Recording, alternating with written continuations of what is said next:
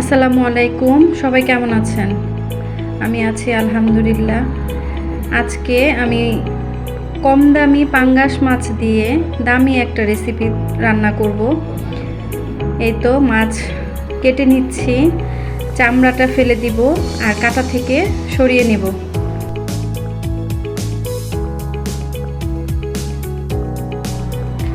পুরুষরা তো ভাবে সংসারে মহিলাদের কোনো কষ্টই নেই, কোনো কাজই নেই। তবে বাহির হোক আর সংসার হোক, যে কোনো কাজই মোটামুটি কষ্ট আছে। কথায় আছে কষ্ট করলে মিষ্ট মেলে, তেমন সুস্বাদু খেতে চাইলেও একটু কষ্ট করতে হয়। এই তো আমি মাছগুলো সব ছাড়িয়ে নিয়ে এখন এই কাঁচা মাছটায় ব্লেন্ডারে একটু ব্লেন্ড করে নিলাম। আলহামদুলিল্লাহ মাছটা অনেক বড় ছিল, তাই অনেকগুলা হয়েছে। দুইবারে আমি ব্লেন্ড করে নিচ্ছি।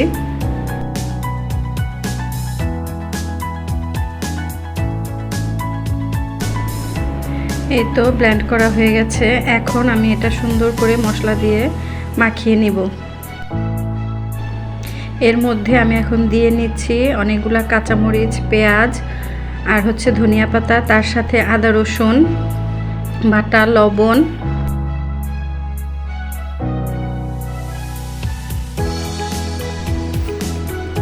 আরও দিয়ে দিলাম হলুদ গুঁড়া, মরিচ গুঁড়া, ধনিয়া গুঁড়া।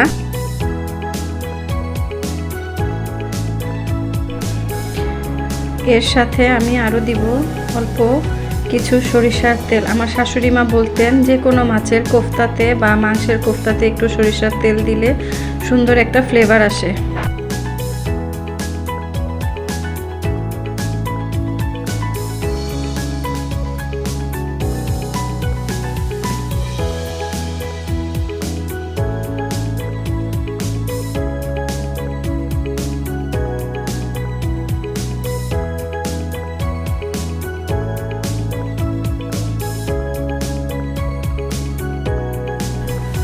সব মশলা দিয়ে কোফতাটা এখন ভালো করে মেখে নিলাম।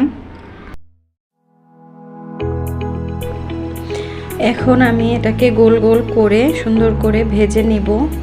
আর ফ্রাই প্যানে তেল দিয়ে দিয়েছি। চুলাটা অল্প আঁচে সুন্দর করে ভেজে নিতে হবে। এখন ঘুরিয়ে ফিরিয়ে সব দিকে যেন ভালো করে ভাজা হয়। এই তো কোফতাগুলো হালকা বাদামি হয়ে গেছে। আমি এখন এগুলোকে সুন্দর করে তুলে নিব।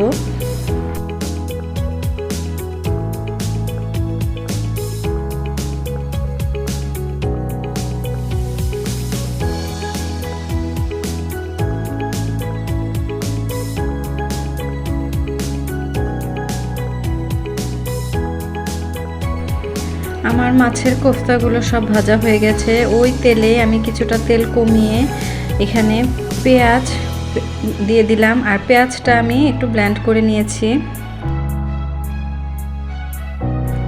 এই ভাজা কোফতাগুলো এমনিতেও খাওয়া যায়, তারপর আমি এই কোফতাগুলোকে এখন একটু ভুনা করে নেব পেঁয়াজের মধ্যে, সেটা খেতে আরও মজা হয়। পেঁয়াজটা তেলের মধ্যে ভালো করে ভেজে দিয়ে দিলাম আদা রসুন।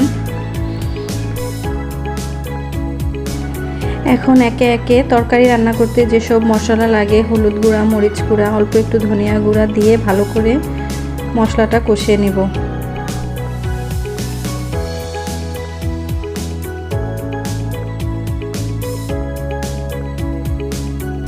মশলাটা কষাতে আমি অল্প একটু পানি দিয়েছি। সুন্দর করে মশলাটা এখন কষানো হয়ে যাবে। এই তো মশলা কষানো হয়ে গেছে, তেল উপরে ভেসে উঠেছে। এখন এর মধ্যে আমি কাঁচামরিচ ফালি করে দিয়ে দিচ্ছি।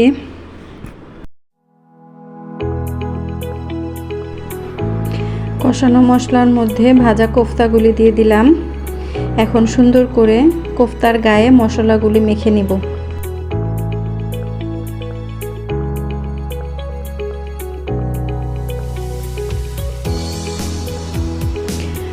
এই তো মশলার মধ্যে কোফতাগুলো কষানোর পরে আমি অল্প একটু পানি দিয়ে দিলাম, যাতে মশলাগুলো কোফতার ভিতরে ভালো মতো ঢুকে।